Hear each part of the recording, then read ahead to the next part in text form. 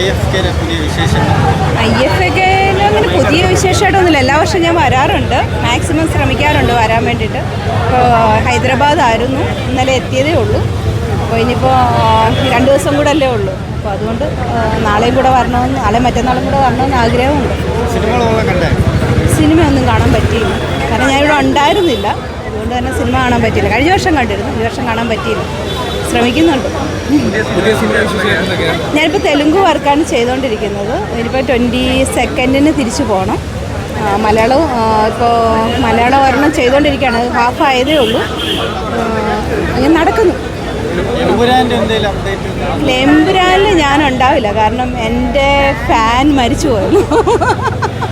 അതുകൊണ്ട് ഞാൻ ഉണ്ടാവില്ല, എമ്പുരാനിലില്ല.